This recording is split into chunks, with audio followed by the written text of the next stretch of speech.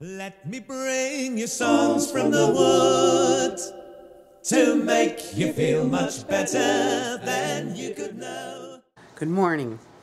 This is Linda, and we have 3 days left until we boycott this corporation of America. And then after that, I think we should set our goals higher and do some more things. And we should also, because I see we're going into another world war, and to the Native American, this would be World War IV. But this is about the Constitution and the Confederacy of the Iroquois, and that's where the Constitution came from. But the men, Ben Franklin, John Adams, and Thomas Jefferson, who visited with the Six Nations and the Confederacy of the Iroquois to get their ideas, and they pretty much based the whole Constitution on that, but they left out the greatest part, which would stop the wars. And that was the balance of power, and the balance of power of the female. We have a role, and it's not just a biological role. So I'm going to try to do this really briefly, and it's a very long blog, so I'm just going to go to little bits and pieces, and I will leave the link, because the woman, a Mohawk woman who did write this, from her heart, she wrote the truth, and it humbled me. It made me cry, because I've known about this my whole life. And I'm going to read some of it to you real quick, and I love you all. The eagle atop the tree of peace is screaming a warning, a.k.a. the feminine fire inside. The feminine fire inside is trying to come out. And we need to reestablish that contact of getting us balanced. So, the eagle sits on top of the tree of peace and screams when danger is coming. This image, the tree of peace, was adopted as a tree of liberty, as was the eagle, into the national symbols. The great law of peace.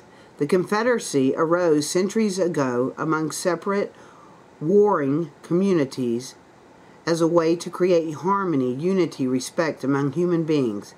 Implicit in Iroquois political philosophy is commitment to the highest principles of human liberty. Iroquois' laws' recognition of individual liberty and justice surpasses any European parallel. The great law of peace includes freedom of speech, freedom of religion, and the right of women to participate in government, separation of power in the government, and checks and balances within the government are traceable to the Iroquois Constitution, ideas learned by the colonist. And the central idea underlying the Iroquois' political philosophy is that peace is the will of the Creator and the ultimate spiritual goal and natural order among humans. The principles of the Iroquois government embodied the great law of peace, was transmitted by a historical figure called the Peacemaker. His teachings emphasized the power, reason to assure righteousness, justice, health among humans. Peace came to the Iroquois not through war and conquest, but through the exercise, reason guided by spiritual mind. The Iroquois League is based not on a force of arms or of rule of law, but spiritual concepts of natural law applied to human society. Now, I'm going to go down here and tell you what they left out.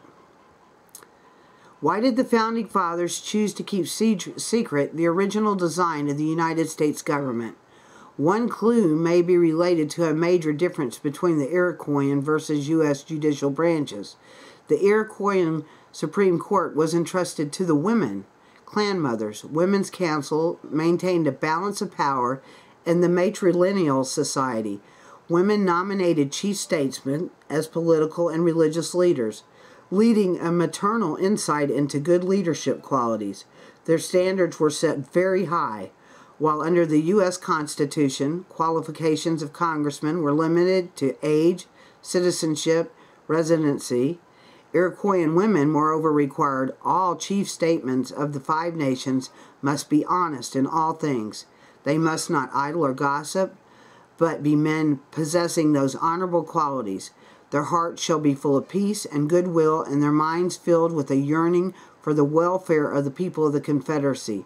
Women also had the power to impeach any leader who failed, and after 3 warnings to serve the best interest of the people. So they could impeach. 3 warnings, they were gone. They would get someone else. The role of women. Clan mothers choose candidates who are male for political leaders. The women maintain ownership of the land and homes and exercise veto power over any council action that may result in war. The women can also impeach and expel any leader who conducts himself improperly or loses the confidence of the electorate. Then the women will choose a new leader. Well, now we are female in a foreign land. And I'm sure all females know within their heart what's going on. Like I said, this article is very long, and I'm just going to leave it because it is just bravo. It is one of the best articles I have ever read on how the Constitution came to be and why they left out the feminine side. The reason? We would not be a feudal state. We would not be an imperialistic feudal system. We would have been balanced. Can you imagine right now? There would be no wars with Syria. All we needed was balance. And they left that out. And that's very sad. And it is sad. From my heart, it's sad. So, after we get through with these people, and we will, they eventually will fall, as empires do. Maybe our next constitution should follow that of the Iroquois Confederacy, where there is a balance for peace, for humanity, for love, for truth, for honesty, for everyone. Peace, truth, and love. And remember, 3 days left and we boycott this stupid system.